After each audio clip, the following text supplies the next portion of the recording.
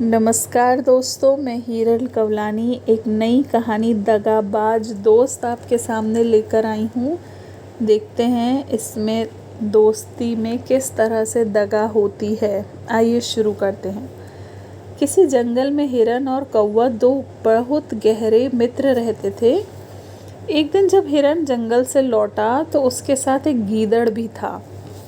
कौवा सोचने लगा, यह मक्कार इसके साथ कैसे? यही प्रश्न उसने हिरन से पूछा। हिरन ने बताया कि यह गीदड़ इस दुनिया में अकेला है और मित्रता करने का इच्छुक है। कौवे ने उसे समझाते हुए कहा कि गीदड़ से कभी भी मित्रता नहीं करनी चाहिए, लेकिन हिरन ने उसकी बात पर कान नहीं दिया, क्योंकि गीदड़ तो पहले ही उसे अपनी चिकनी चुपड़ी बातों से प्रभावित कर चुका था। तो हम देखते हैं जंगल में हिरन और कौवा बहुत फास्ट फ्रेंड्स थे, पक्के दोस्त थे। और हिरन ने देखा कि जंगल से जब लौटा तो उसने देखा गीदड़ भी है। कौवा सोचने लगा, ये यहाँ कैसे? ये तो इतना मक्कार है। उसने हिरन से पूछा तो हिरन ने बताया ये अकेला है गीदड़ और दोस्ती करना चाहता है।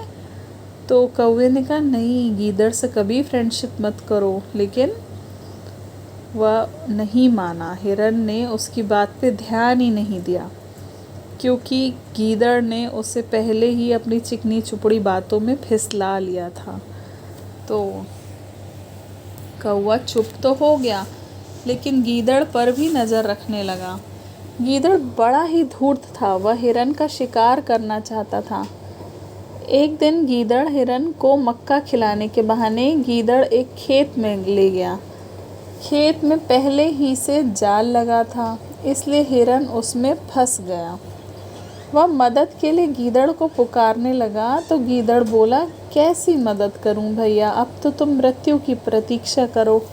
अभी मैं चिल्लाने वाला हूँ, मेरी आवाज़ सुनकर खेत का मालिक आ जाएगा और तुम्हें मार डालेगा।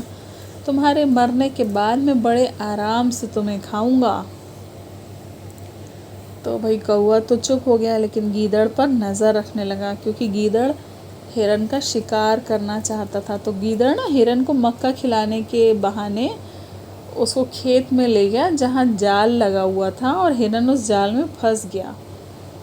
तो अब फंसने के बाद वह मदद के लिए बुलाने लगा। तो गीदड़ कहता है, अरे अब तू मरने का वेट कर, अब मालिक आएगा तुम्हारी अब मैं भी चिल्लाने वाला हूँ, मालिक तुम्हें मार डालेगा और तुम्हारे मरने के बाद मैं तुम्हें खा जाऊंगा। इतना कहकर वह खेत से बाहर निकलकर हुआ हुआ करने लगा। हिरन को बड़ा पछतावा हुआ। वह सोचने लगा कि कौवा ठीक ही कहता था, लेकिन मैंने ही उसकी बात नहीं मानी। वह ज़ोर ज़ोर से रोने लगा। उसका रुदन सुनकर कौवा उसके पास आ गया और बोला, देखा तुमने मेरी बात ना माननी और उसका नतीजा, आज तुम मौत के मुंह में पड़े हो। खेत का मालिक आता ही होगा, अब जैसा मैं कहता हूँ तुम वैसा ही करना। कौवा उसे अपनी योजना समझाकर वृक्ष पर जा बैठा। गीदड़ की आवाज़ सुनकर कुछ ही देर बाद खेत का मालिक वहाँ आ धमका। उसने पास जाकर देखा तो हिरन नाटक करते हुए जाल में निश्चल पड़ा था। उसने हिरन को मरा हुआ जानकर जाल से निकाल दिया।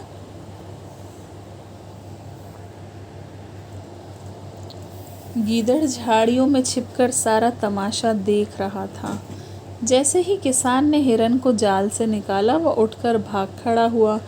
किसान ने उसे भागते देखा तो सोचा कि हिरन ने मरने का नाटक करके उसे उल्लू बनाया है, अतः उसने अपने हाथ में थमा मोटा डंडा उस पर खींच कर मारा।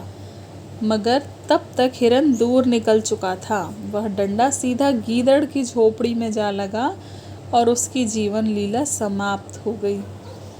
तो जब हिरन को पछतावा हुआ कि कौवा ठीक कहता था, मैंने उसकी बात नहीं मानी, तो देखो अब तो मैं मरने वाला हूँ। लेकिन फिर भी कौवे ने उसे कहा, ठीक है तुम घबराओ मत, मैं जैसा कहता हूँ वैसा ही करो। तो जैसे ही गीदड़ ने आवाज़ सुनी, वह मरने का नाटक करके लेट गया। तो उसका मालिक समझता है कि अरे ये तो मरा हुआ है, चलो उसको जाल से निकाल देते हैं। गीदड़ झाड़ियों के पीछे सारा तमाशा देख रहा था। जैसे ही किसान ने हिरन को निकाला तो हिरन जल्दी से भाग खड़ा हुआ।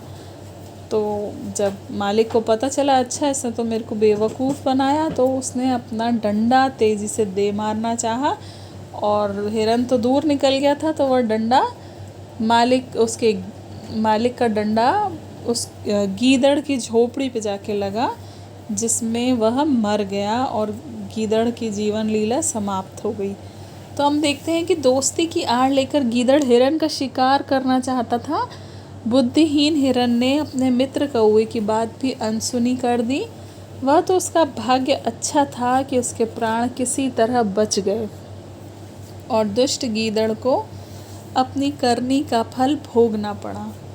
तो आपने देखा कि दगाबाज जो दोस्त था, ये गीदड़ जो बनने का नाटक कर रहा था, उसका दोस्त कितना धोखा देकर उसकी जान लेकर उसको खा लेना चाहता था।